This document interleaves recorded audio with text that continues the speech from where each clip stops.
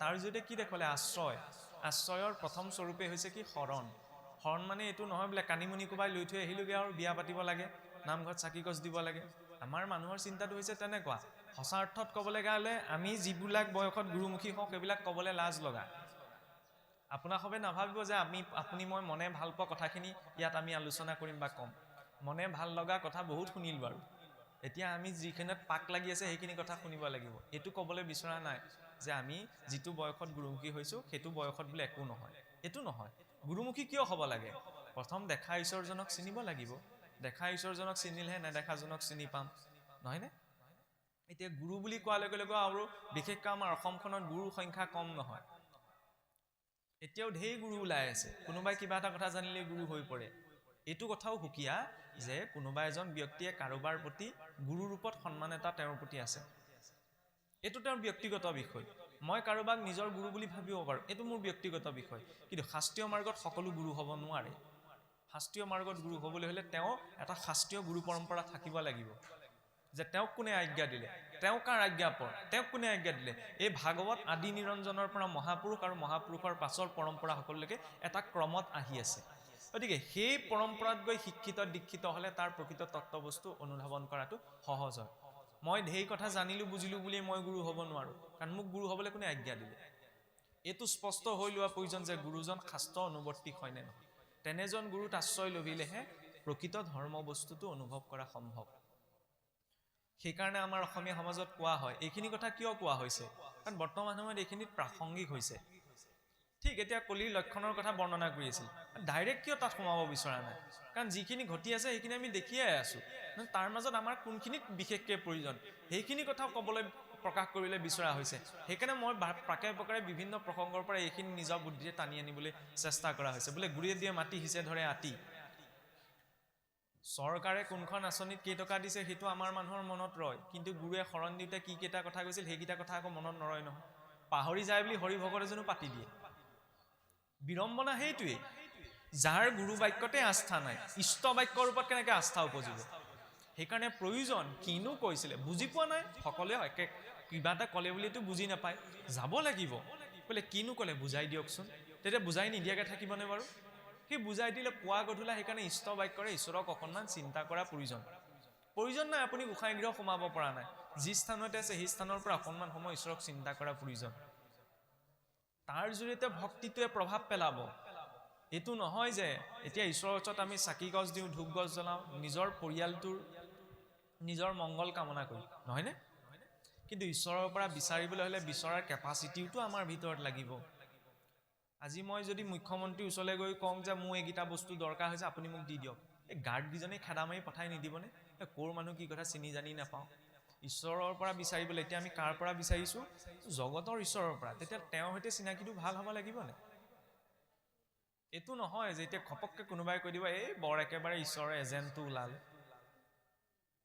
কোনোবাই যদি কৈছে তেতিয়াহ'লে সেই কথাটো স্বীকাৰ কৰিব লাগে অন্ততঃ আমি কোনো ৰাজনীতিবিদ অৰ্থনীতিবিদ সমাজতত্ত্ববিদৰ এজেণ্ট হোৱা নাই ঈশ্বৰৰ এজেণ্ট হৈছোঁ নহয়নে ঈশ্বৰৰ এজেণ্ট কিয় হ'ব লাগে তেওঁৰ সৈতে সম্পৰ্কটো ভাল হয় যাতে এইটো নহয় যে সম্পৰ্ক ভাল হয় মই যি ক'লোঁ তাকে হৈ যাব জীৱনত সহনশীলতাৰ কণৰ প্ৰয়োজন যাতে জীৱনত পোৱা পৰিস্থিতিবিলাকে আপোনাক মোক বিচলিত কৰিব নোৱাৰে সেই শক্তিকণ কোনে দিব ঈশ্বৰে প্ৰদান কৰিব তাৰ বাবেই ভক্তি মাৰ্গৰ আশ্ৰয় কৰাটো প্ৰয়োজন নহ'লে চাওকচোন এতিয়া আজিৰ যুগটোৰ যদি কথা ক'বলৈ যোৱা নাই এতিয়া দ্বাদশত ওলাবগৈ যে কি হৈছে যে এৰিবে মৰ্যাদা নমানিবে পিতা মাতা যে মৰ্যাদাৰ কথা প্ৰসংগ এটা দ্বাদশত আহিছে মৰ্যাদা কাক কোৱা যায় সনাতন হিন্দু সংস্কৃতিত দুটা বস্তুৰ আধাৰ কৰিয়ে সকলো বস্তু গ্ৰহণ কৰা হৈছে এটা হৈছে মৰ্যাদা এটা হৈছে সংস্কাৰ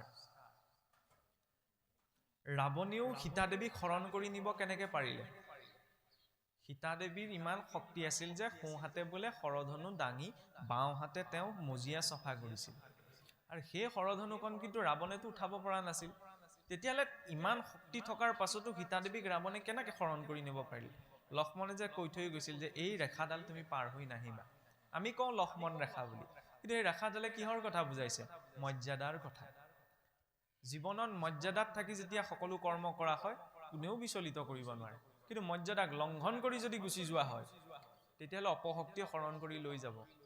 এনেকুৱা কেতিয়াবা পৰিস্থিতি আহিব পাৰে যে আমি বুজিছোঁ যে এইটো অধৰ্ম, কিন্তু এইটো কৰিলে বোলে ঢেৰ লাভ হ'ব, তাকে দেখি আমাৰ মানুহবিলাক গুচি যায়। পিছত যেতিয়া ঠেকাটো খায়, তাৰপিছত সেই অনুতাপ কৰোঁতে বহুত দেৰি হৈ পৰেগৈ। আৰু ৰাৱণেও চাওকচোন সীতা দেৱীক হৰণ কৰিবলৈ যাওঁতে 10টা মূৰ লৈ যোৱা নাই নহয়, ঋষিৰ ৰূপত গৈছে। গতিকে জীৱনলৈ বেয়াটো আকৰ্ষণ কৰিলে ভাল ৰূপতেই আহিব। সেইখিনি সময়ত নিজৰ ভিতৰত সন্তুলনকণ প্ৰয়োজন।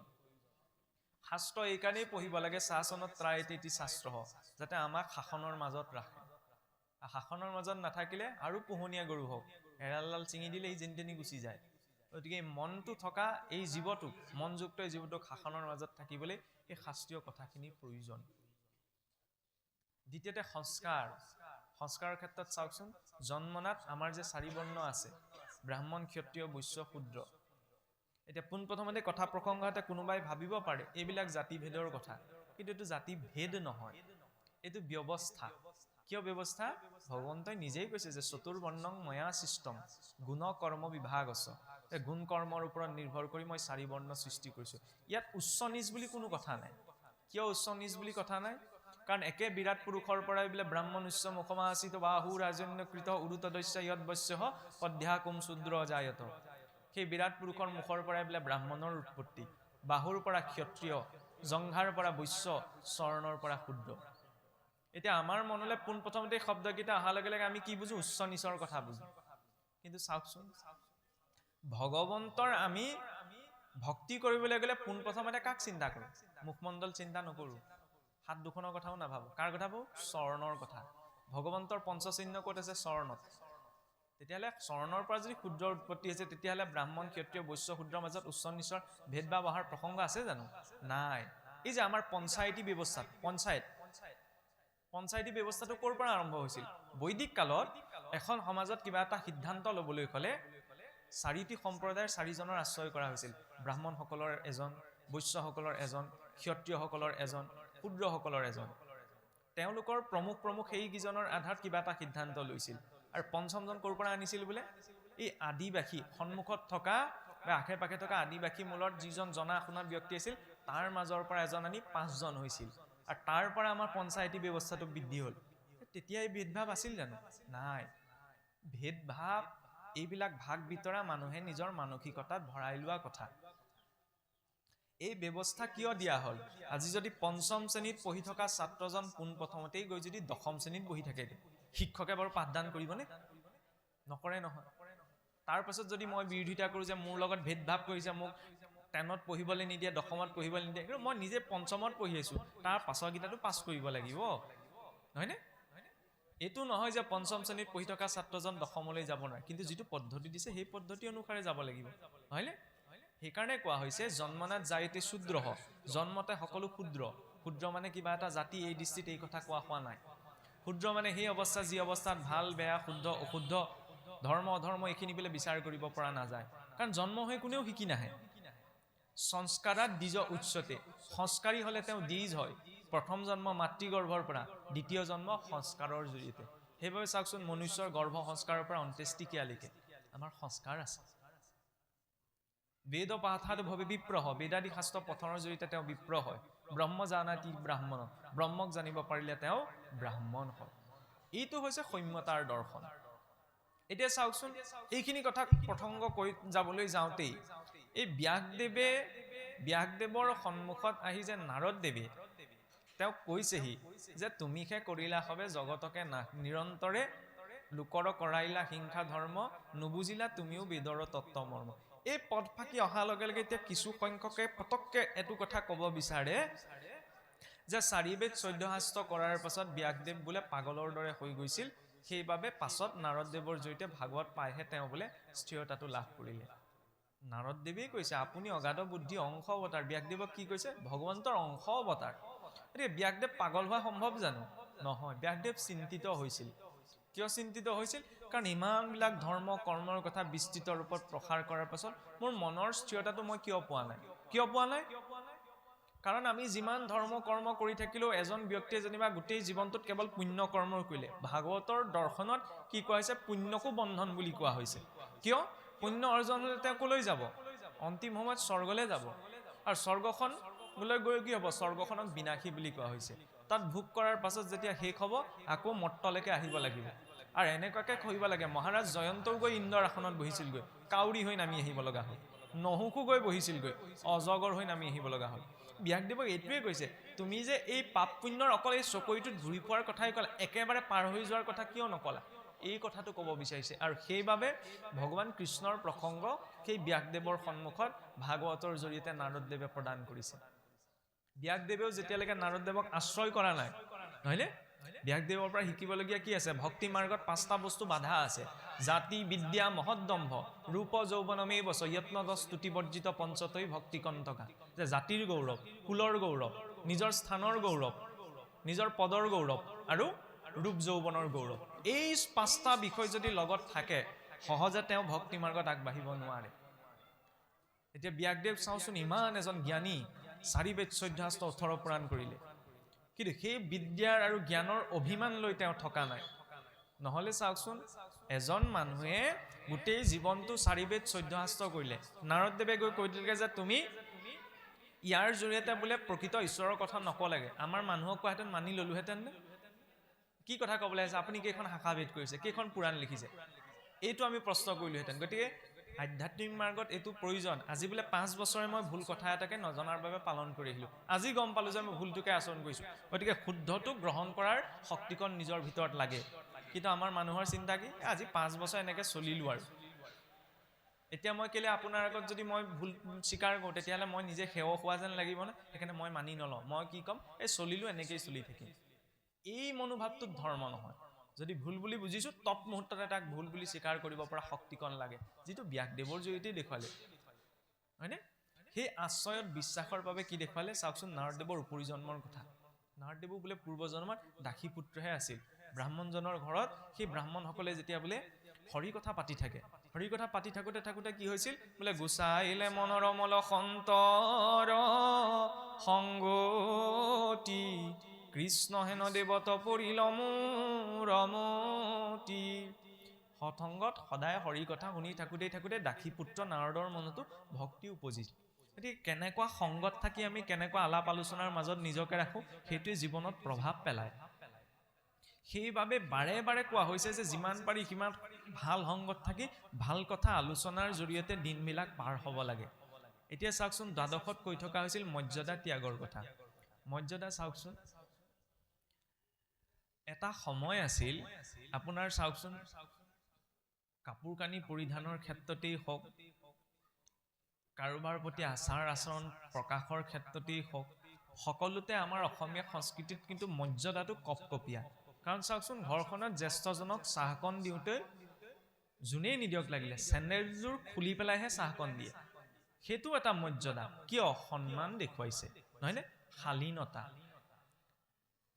কিন্তু এতিয়া লাহেকৈ চিন্তাটো কি হ'ল যেতিয়ালৈকে মাক দেউতাক অকণমান ডেকা গাভৰু হৈ আছে তেতিয়ালৈকে আমি কি বুলি কওঁ মা দেউতা বুলি কওঁ নহয়নে বা পিতৃ মাতৃ বুলি কওঁ বুঢ়া হোৱাৰ লগে লগে আমি কি কওঁ বুঢ়া বুঢ়ী ঘৰত বুঢ়া বুঢ়ী আছেনে দুদিন বেমাৰত পৰিলে কিমান মৰম আছে আমাৰ প্ৰতি ওলাই পৰে মৰাৰ পাছত আমিয়েতো সান্তনা দিবলৈ যাওঁ মৰিলে ভাল হ'ল তেওঁ কষ্টটো কম খালে তোমালোকেও কষ্টটো কম হ'ল কঠিন সত্য এইটোৱে যে মৃতকৰ লগত চোৱা খোৱা কাৰণে পিন্ধি থকা বস্ত্ৰ বিচনালৈকে আমি শ্মশানলৈ পঠাই দিওঁ কিন্তু সোণৰূপৰ অলংকাৰকেইটা ভুলতো কিন্তু আমি নপঠাওঁ এইকেইটা খুলিবলৈ যিজন ব্যক্তিক মই গোটেই জীৱন শত্ৰু বুলি ভাবি থাকিলোঁ সেইজন ব্যক্তিয়ে কিন্তু আপোনাৰ মোৰ অলংকাৰকেইটা খুলিবলৈ নাযায় ঘৰৰ মানুহকেইটাই যাব নহয়নে এইটো কথা বেলেগ বোলে কোনোবাই কৈ দিব পাৰে সোণৰূপত চোৱা নাই চোৱা থকা নথকাৰ প্ৰসংগ নহয়